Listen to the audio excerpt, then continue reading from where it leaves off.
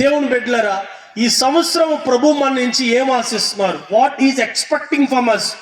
నేను 3 లాలు చెప్పాను. చెప్పండి. లా ఒకటి, ఈ సంవత్సరము లోపము లేని వారిగా మనం జీవించాలి. అనగా ఏ లోపము, ఏ బలహీనత ఉన్నా ఈ సంవత్సరం మనం దాన్ని జయించాలి. హల్లెలూయా. రెండోదిగా, ఈ సంవత్సరం మనం లోతైన భక్తిలోకి మనం వెళ్ళాలి. Praise the lord. లోతైన భక్తి, లోతైన ప్రార్థన. 3, ఈ సంవత్సరము లోకములో ఉన్నవారిని దేవుళ్ళలోకి మనం నడిపించాలి. ఒకటి, లోపము లేని ఈరు ఉండాలి.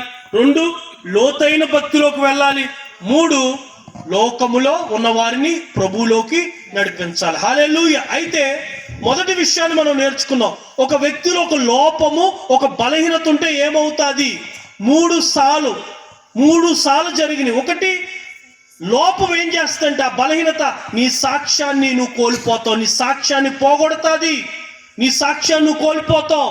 2, ఉన్నతమైన స్థాయిలో ఉన్నావేమో, అదే లోపం ఆ స్థాయి నుంచి నువ్వు కింద పడిపోవడానికి కారణం అవుతుంది, ఆ లోపం, ఆ బలహీనత. 3, గెహాజీ ఒక ఉన్నతమైన స్థాయిలోకి వెళ్ళవలసిన వాడు వెళ్ళకుండా ఆగిపోయాడు. నేను ఆపు చేస్తుంది దేవుడు. ఉన్నతమైన ఆశీర్వాదాల్లోకి వెళ్ళకుండా నేను ఆపేది మరెవరో కాదు కానీ నీలో ఉన్న లోపం, నీలో ఉన్న బలహీనత. I pray that this year let us overcome all the weakness by the power of the Holy Spirit. ఈ సంవత్సరం పరిశుద్ధాత్మ శక్తి చేత, ప్రార్థన ఆత్మ చేత ప్రతి లోపమును సరిదిద్దుకుందాం, ప్రతి బలహీనతను మనం జయిద్దాం. హల్లెలూయా, హల్లెలూయా.